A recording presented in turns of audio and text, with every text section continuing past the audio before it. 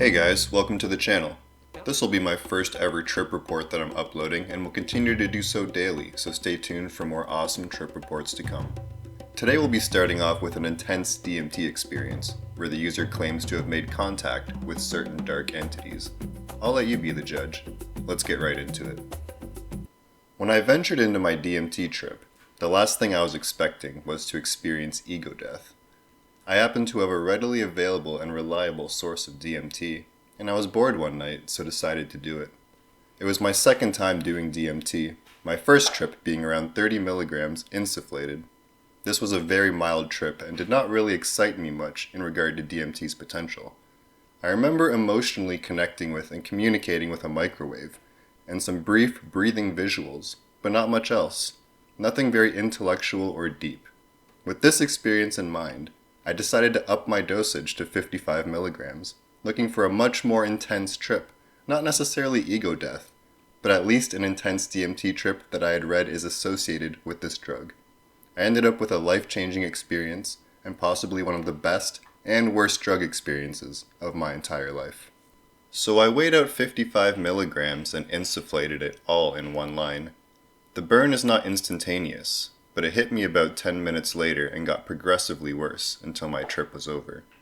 All I can say is water is definitely a DMT insufflator's best friend. Side effects of insufflation included burning in my nostril and throat from the drip, a watery eye on the side in which the DMT was insufflated, and a runny nostril.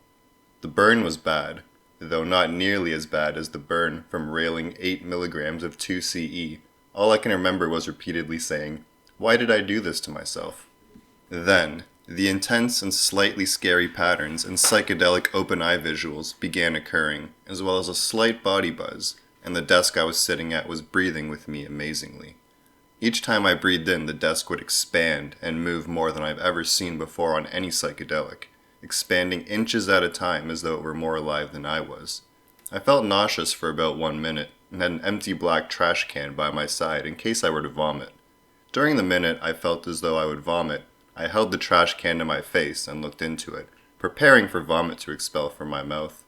Instead, when I looked into the trash can, it was as if I were going to be sucked into a black hole of death, evil, and darkness if I were to puke into it. In that moment, I felt as though an outside force was taking over my body, as if my entire body was no longer mine to control. Although I have read many ego death experiences on psychedelics and have friends who have recounted their experiences to me, I did not realize that the amount of DMT I had insufflated had the possibility to lead to ego death, and was certainly not ready for it, even if it is possible to be. Feeling entirely scared and unprepared, I convinced myself not to throw up and not to succumb to the black hole of darkness that was present in the trash can, and came back up for air, breathing deeply. The moment I regained control of my body, all I could say was, "I think I'm going to die," and began frantically asking my friend Trip Sitter to assure me that people have done more DMT than I did and that I was going to be alright. It was the most physically painful thing that I have ever been through, and I was scared beyond belief. Little did I know, this was just the beginning of the trip, and that in the remaining portion I was in for the ride of my life. I needed to lie down and be in the darkness. I had my friend turn off all of the lights, and made my way to the bed in the room. Controlling my body, attempting to move and walk, was also foreign to me. It was as if I had a 600-pound body, a massive amount of weight that I simply could not control. I felt like Bambi attempting to walk for the first time. Luckily, the bed wasn't too far, and I was able to make my way onto it, lying down while experiencing excruciating physical pain. I told myself that whatever it was that was going on with me, no matter how terrifying, I had gotten myself into this, and at this point had no other option but to face it and come out on the other side. At this point, all of the lights were off. I was in total darkness, and had requested that my friend no longer speak to me. All I could do was succumb to the trip, to everything bad taking over my mind, and ride it out the best I could. I closed my eyes, and immediately close-eyed visuals occurred. There were cloaked, skeleton figures with piercingly evil red and green laser light projecting from their eyes, and I could tell that they were there to take me, for lack of better words. These were the most evil beings I'd ever experienced in my entire life, but I had no choice but to succumb to their evil and follow the steps they were leading me on. I covered my entire face and body with a black comforter to isolate myself from any grounding or worldly physical thing, as I felt I had to go through this alone and depart from any existent reality. The next 15 or so minutes was the most intense trip I have ever been on in my entire life. At this point, I was physically writhing in pain, or at least I felt I was, and was crying like mad. I was so scared. The cloaked beings and I were traveling through a tunnel of this evil green and red fluorescent piercing light flying past me, and it was as if I was on the world's fastest and darkest roller coaster, yet simultaneously felt as though I was stationary and not making any progress through this tunnel. All I wanted was to get through to the other side. Progressively through this part of the trip, and piercing light and closed-eye visuals became less and less as the darkness was gradually taking over, and when I traveled through the tunnel, everything eventually turned pitch black when I reached the point of ego death, as if all of the good and light had been taken out of the world. The emotional pain, however, was just about to begin. The first thing I had to do in this journey, on these steps that the cloaked creatures were leading me on, was to let go of every inhibition I had, and for me mostly my physical insecurities and inhibitions. I could no longer care about something as trivial as my physical being or appearance. I had to let go in order to be consumed. I could no longer be in control of my physical body. So I let go, and I stopped caring about control as the snot and tears ran down my face. Then, they had me focus in on the worst experience, the lowest feeling I had ever felt in my entire life. For me, this was a detailed experience with my dad that I won't get into, but let's just say that I had to focus on the intense amount of pain that I had felt at the time. The cloaked figures proceeded to flash previous psychedelic experiences of mine before me, each of which turned into pictures which were lit on fire by the laser-like light shot out of their eyes, exploding and bursting into flame before me. These spirits were angry at me for avoiding ego death in these previous experiences, and assured me that the person who had saved me and grounded me back to reality, allowing me to avoid ego death previously, would not help me this time. Although the person had been physically around me during these previous experiences, and was not on this one, I feel that his actual physical presence had little to do with this. The cloaked figures continued to have me focus on my most painful experience, what had to be the worst amount of physical and emotional pain I had ever felt in my entire life. The whole time I was crying violently, breathing so sharply and heavily, almost as if I were physically dying by running out of air to breathe. Besides being emotionally painful, it was incredibly physically painful. Plus I could still feel the throbbing pain from the burn in my nose, as if it were causing pain to my entire body. Some outside force was controlling my body, and the only way I can describe it would be as the opposite of an exorcism. I began to have this conversation in my head with the cloaked figures about my father and all of the pain and anguish I felt towards him.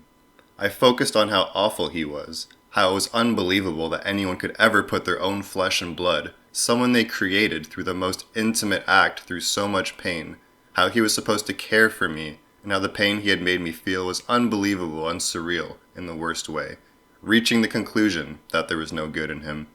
I continued to have this conversation in my head with the cloaked figures, talking in circles, repeating the same thing over and over again, until the cloaked figures presented my dad, and I was now having this conversation directly to him, getting more and more progressively angry as I went on, but that never reached a definitive end. The next thing I had to do on this journey was to forget all the good in the world, everything that could have possibly kept me grounded to a worldly reality, anything that was possibly remotely good to continue living for. I had to believe in this genuinely. It couldn't be faked, as the cloaked creatures could sense everything. I had to forget that my friend trip-sitting me in the room existed, and the friend who had prior saved me from ego death also had to be discredited as not having any good or anything worth living for, as it was thinking that he was there for me and worth living for that had saved me from ego death previously. I had to focus on all the bad qualities about him and turn him into something evil, and believe that there was nothing good in him and that's why he couldn't and wouldn't save me. Soon a picture of him appeared and exploded as well in the same manner as previously described. The cloaked creatures were right, and he could no longer save me. Then, there came the final step. In order to complete this process, I had to admit everything I was thinking, everything that was running through my head, by saying it out loud. It was as if I had to prove that I believed it all to these cloaked figures, but also to myself, and that the only way to do that was to say it. That was the ultimate way to succumb to their control, to have all inhibitions forgotten, to forget myself and my own ego. I knew it would seem crazy, but I had to do it. I had no other choice. So I began at the beginning, recounting to myself the issues with my father, saying it all out loud. It felt as though I was emotionally and angrily screaming it, though my trip sitter said he never understood a word, as it was faint and whispered. Then I moved to admitting my friend was not good, but bad, and that he couldn't save me. I had to give up all the good I could think of that mattered to me, and believe that it didn't exist. Finally, I had to say my final thought out loud. I said clearly and definitively out loud, but what my friend described as inaudible. It is all bad. There is no good left in the world. There is nothing good worth living for. Nothing good. Nothing. None. I felt this intense amount of emotion, as I truly believed what I had just said. Then it all went pitch black, and I died. I embraced everything evil in the world through my own painful life experiences, so much so that I truly believed that good did not exist in the world, and there was nothing worth living for in order to die. I had to believe it, and when I did, the journey with the cloaked figures was over, and I died succumbing to the pitch blackness, losing the most ultimate control of life. Unfortunately, my friend's roommate came into the room right at this point noisily and turned on the lights, and the trip was lost. I never did get through to the other side of that tunnel. I never got to see what was on the other side of death, or to attempt to recover from the scariest experience of my entire life. But I did experience ego death, and it was amazing. The best way to describe it as would be the most painful experience, but the best learning experience I've ever gone through on any psychedelic.